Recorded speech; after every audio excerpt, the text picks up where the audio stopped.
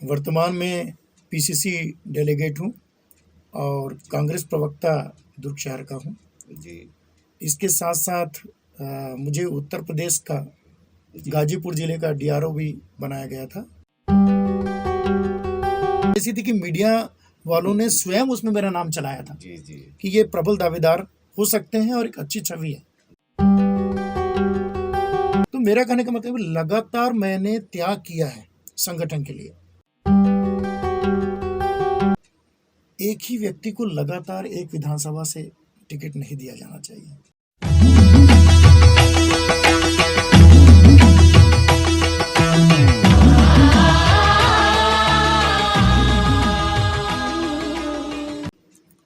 आइए, आज हमारे बीच दुर्ग शहर विधानसभा के प्रबल दावेदार, अनुभवी एवं लोकप्रिय कांग्रेस नेता देवेश मिश्रा जी पूरब टाइम में आज उपस्थित हैं।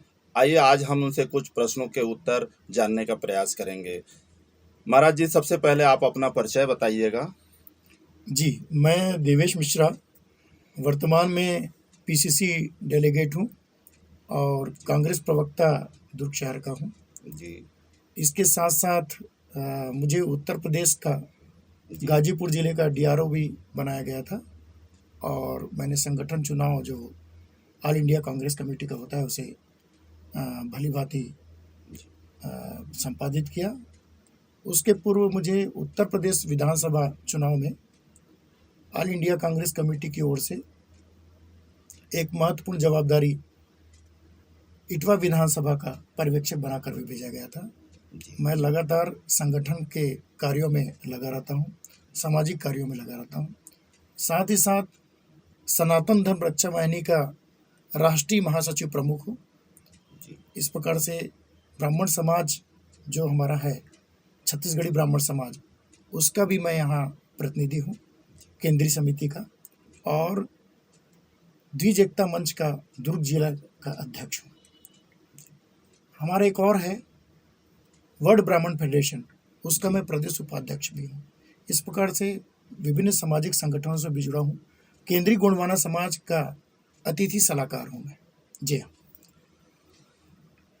तो महाराज जी, आप इतने सारे जगहों में काम कर रहे हैं, पूरे समाज सेवा हैं, समाज सेवा के में आप समर्पित हैं। जी।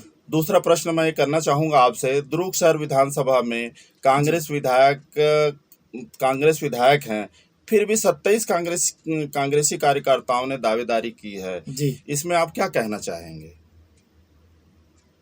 देखिए, दुर्ग शहर विधानसभा में विधायक तो हमारे हैं जी और काफ़ी समर्पित हैं, लगातार काम कर रहे हैं, लेकिन इसके साथ साथ हमारे दुर्ग शहर में जो अन्य जो कांग्रेस के नेता हैं जी उन्हें भी लगता है कि उन्हें भी पार्टी संगठन की ओर से एक बार अवसर दिया जाए। जी जी इसलिए मेरे ख्याल से सभी लोगों ने दावेदारी की, मुझे यही नज़र आता है। जी कम से कम मुझे तो ये लगता है। जी नहीं, आपकी सोच बड़ी सकारात्मक है, मतलब अच्छी सोच है आपकी भी। अब तीसरा क्वेश्चन मैं आपसे करूंगा, आपके विधायक प्रत्याशी के लिए आप कितना उपयुक्त पाते हैं, या कहा जाए कि आपको टिकट, कांग्रेस आपको टिकट क्यों देना चाहेगी? इसके बारे में 2 शब्द आप बताइए। बहुत ही अच्छा सवाल किया आपने।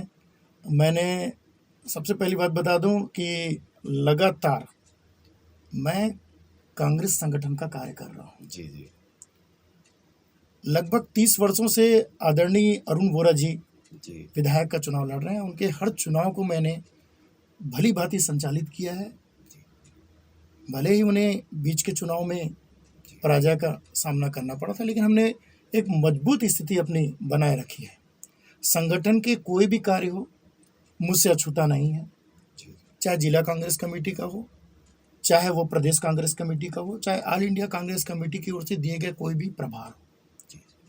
तीसरी बात, कितने भी प्रकार के धरना प्रदर्शन हुआ हो, जंगी प्रदर्शन हो, जेल जाने की बात हो, लोगों के लिए, युवाओं के लिए लड़ने की बात हो, महिलाओं के लिए लड़ने की बात हो, किसी भी प्रकार का कोई भी अत्याचार, नारी अत्याचार हुआ है, उसके लिए आवाज़ उठाने की बात हो, उसमें बढ़ चढ़ कर मैंने भाग लिया है।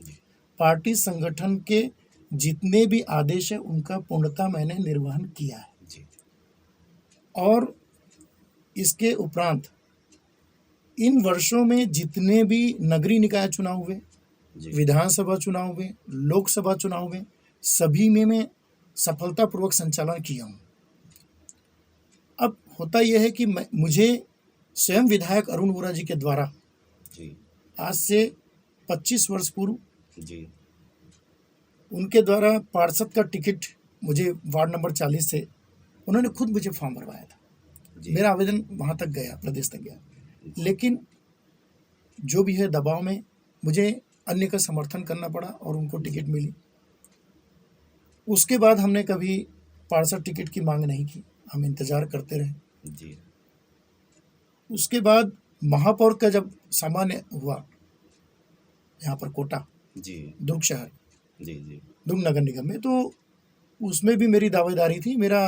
मैं दावेदारी मतलब ऐसी थी कि मीडिया वालों ने स्वयं उसमें मेरा नाम चलाया था जी जी कि ये प्रबल दावेदार हो सकते हैं और एक अच्छी छवि है। जी वोरा परिवार के काफ़ी करीबी हैं, उनके समर्थक हैं समर्थक और अच्छी खासी पकड़ है। व्यवसाय से मैं इंजीनियर भी हूँ, जी तो वास्तुशास्त्री भी हूँ, ज्योतिष का भी काम है मेरा, तो लोगों से एक अच्छा जुड़ाव है। तो उस नाते भी मीडिया ने मेरा काफ़ी अच्छा उस समय कवरेज मुझे दिया था। और लेकिन उस समय अन्य को टिकट मिल गई, कुछ सीनियर कांग्रेस नेता को लगातार। उसके बाद में महिला सामान्य हुआ, तो जी उस समय भी बात आई, तो मैं, चूंकि हम लोग की ऐसी बात हुई कि किसी महिला कार्यकर्ता को दिया जाए, हम लोगों ने ये बात रखी जी और उस समय नीलू ठाकुर जी को हम लोगों ने चुनाव लड़ाया और मैं खुद उसका प्रस्तावक था और उस चुनाव का भी संचालन हमने काफ़ी अच्छे से किया था। बहुत कम वोटों से हम वो चुनाव हारे थे।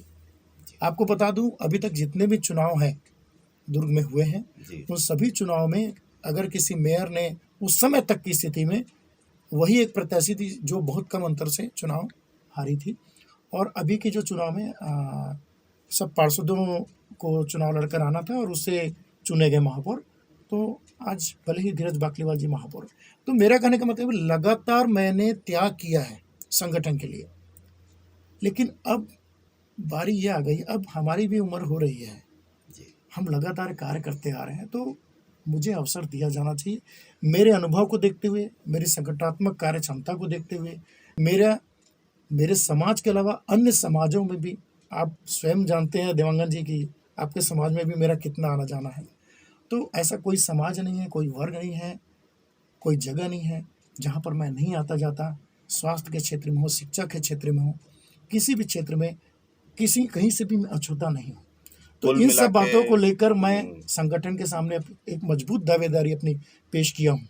कुल मिला के महाराज जी मैं ये कहना चाहूंगा कि आपको जैसे जैसे परिस्थिति आई, सेवा जी का जैसा मौका मिला, जी जी आपने सभी परिस्थितियों में सबका सामना करते हुए, सबका मतलब ऊंच नीच ना देखते हुए सबकी सेवा आपने किया। जी जी अगला प्रश्न मेरा ये रहेगा, लगातार 30 वर्षों से एक ही कांग्रेस नेता को दुर्ग शहर से विधायक का टिकट दिया जा रहा है, इस बारे में आपका क्या कहना है? लगभग बातें मैंने वो कही है आपको। जी जी, इस बात तो आपने कह दिए हैं, मैं लेकिन थोड़ा शॉर्ट में इनको थोड़ा से बता जी दीजिए। जी जी मैं पार्टी हाईकमान से जी मैं बहुत सम्मान करता हूँ। कांग्रेस के रीति नीति का हम लोग पालन करते आते हैं, आ रहे हैं, करते रहेंगे। लेकिन पार्टी संगठन से मेरा एक निवेदन है, आदरणीय मुख्यमंत्री भूपेश बघेल जी से मेरा निवेदन है, शैलजा जी से जो यहाँ के प्रभारी, छत्तीसगढ़ प्रभारी, उनसे निवेदन है, आदरणीय राहुल गांधी जी से, प्रियंका गांधी जी से मेरा निवेदन है कि एक ही व्यक्ति को लगातार एक विधानसभा से टिकट नहीं दिया जाना चाहिए। ऐसा मेरा सोचना है, मेरी व्यक्तिगत सोच है और निवेदन भी है मेरा, क्योंकि इस प्रकार होने से पार्टी में लोग जुड़ते भी नहीं हैं, एक सीमित दायरा हो जाता है, उनसे जुड़े हुए लोग सीमित होते हैं। तो भले ही हम लगातार वहाँ से चुनाव जीतते आ रहे हैं, लेकिन कम से कम मुझे लगता है, मैं तो अपनी बात कर रहा हूँ कि मुझे आज टिकट दी जाती है तो इस 5 साल बाद मैं पुनः टिकट की मांग नहीं करूंगा। ये बहुत ही और अच्छी बात कहा और निश्चित आपने। तौर पे किसी और के लिए यह जगह मैं छोड़कर जाऊंगा। कोई मेरा और भाई, मेरी बहनें आए और वो चुनाव लड़े, मैं फिर आगे निकल जाऊंगा। जैसे मैंने पार्षद का चुनाव मेरे को नहीं मिला तो मैंने अब महापौर की ओर बढ़ा, महापौर को नहीं मिला तो मैं अभी विधायक की ओर बढ़ा हूँ।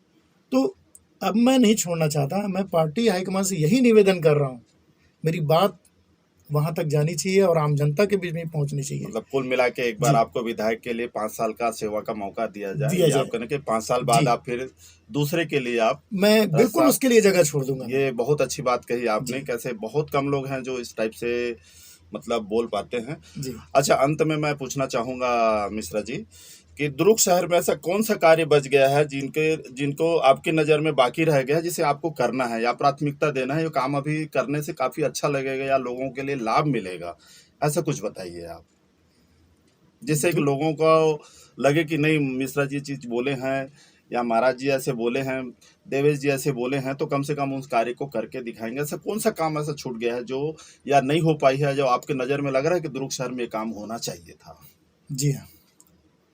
मुझे कुछ बातें जो हैं दुर्ग की व्यवस्थाओं को लेकर है, दुर्ग शहर की जी, व्यवस्थाओं को लेकर है। देखिए, सड़कें, नाली बनना, बिजली की व्यवस्था करना, ये तो बहुत आम बात है। जी, लेकिन सुव्यवस्थित ढंग से और एक कहना चाहिए मॉडर्न सिटी कहना चाहिए, स्मार्ट सिटी जो कहना चाहिए, वो लुक हम दे पाने में आज भी असमर्थ अच्छा, हैं।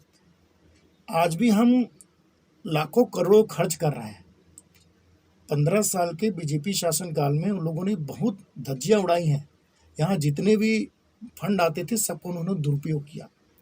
लेकिन हमारी भूपेश बघेल की सरकार ने ये जो हमारे 4.5 वर्ष का शासनकाल हुआ है, इसमें लगातार बहुआयामी काम किए हैं और उसका रिजल्ट हमको दिखने लगा है। लेकिन उसके बाद मैं भी ये कहना चाहूँगा, जो स्मार्ट सिटी के रूप में हमको जो डेवलप करना है, जी, जी, वो चीज़ अभी होना यहाँ पर बाकी है। जैसे कि एक बात कहूँगा कि ऑल ओवर दुर्ग सिटी में ट्रैफिक की व्यवस्था ज़बरदस्त होनी चाहिए। मल्टी लेवल पार्किंग की यहाँ पर बहुत आवश्यकता है, चाहे वो इंदिरा मार्केट की बात हो, चाहे स्टेशन रोड की बात। हमने सड़कें बना ली, लेकिन सड़कों पर चाहे वो गाड़ियाँ हों, बड़े-बड़े कॉम्प्लेक्स बन गए हैं, बैंक जो है वहाँ पर रेंट पे आ गए हैं, सही, बैंक की बिल्डिंग है, लेकिन उनको रखने के लिए जगह नहीं है, वाहन रखने की जगह नहीं है। तो मल्टी लेवल पार्किंग की व्यवस्था यहाँ पर आवश्यकता है। दूसरी बात ये है कि all over camera, CCTV camera all over city में होना चाहिए, एक बहुत महत्वपूर्ण आवश्यकता है। तीसरी बात आपको बता दूँ, वाईफाई की सुविधा, ऑल ओवर सिटी में वाईफाई की सुविधा होनी चाहिए। हम कितना भी फंड अपना बाकी चीज़ों में लगाएं, अगर इन चीज़ों को हम इसमें अगर स्मार्ट नहीं होंगे तो हमारे स्मार्टनेस होने का कोई मतलब नहीं है। ये तो मैंने बहुत महत्वपूर्ण बात कही। कुछ पुरानी चीज़ें जो रुकी रह गई है, जैसे कि हमारा रविशंकर स्टेडियम, आज भी कहना चाहिए उसकी हालत इतनी दुर्दशा है, मैं बता नहीं सकता। मैं वहाँ से उसको बिल्कुल डेवलप करने की, उसको पुनः निर्माण की आवश्यकता है, वो करना ज़रूरी है। तमाम आसपास के जो बंगले हैं सिविल लाइन के, उनके लिए एक योजना बनाकर काम करना चाहिए। गवर्नमेंट क्वार्टर्स और गवर्नमेंट ऑफिसेज जो हैं, गवर्नमेंट लैंड में वहाँ पर विकसित होना चाहिए, तभी हमारे दुर्ग शहर का लुक होगा। अदरवाइज़ क्या होगा, हम सड़कें तो बनाते रहेंगे, लोग सड़कों पे कब्जा करके अगर व्यवसाय करेंगे तो फिर कोई मतलब नहीं। सही कह रहे हैं। अनावश्यक किसी प्रकार की कब्जे की जो बात होती है, चाहे वह कोई भी हो, किसी भी प्रकार का कब्जा, किसी भी प्रकार के अवैध कार्य सड़कों पर नहीं होना चाहिए। आज भी स्लॉटर हाउस जैसे चीज़ों की यहाँ पर आवश्यकता है, जो शहर से बाहर उसकी व्यवस्था होनी चाहिए। आज हम देखते हैं शहरों में कहीं पर भी मांस मछली बेचते लोग नज़र आते हैं। दुर्ग शहर का ऐसा कोई स्पॉट नहीं है जहाँ पर लोग मांस मछली बेचते नज़र ना आए। जी, तो इन सब चीज़ों के लिए एक स्थान, उपयुक्त स्थान होना चाहिए। हमको किसी भी चीज़ से परहेज नहीं, लेकिन व्यवस्थित हो, जी, जी, ये मैं कहना चाहूँगा। जी, जी। जी। आपने समय दिए इसके लिए बहुत-बहुत जी धन्यवाद। हाँ। पूरा टाइम आपका सम्मान करता है, जी, जी, जी। अभिनंदन करता है जी, और धन्यवाद देवेश मिश्रा जी जी। और आप।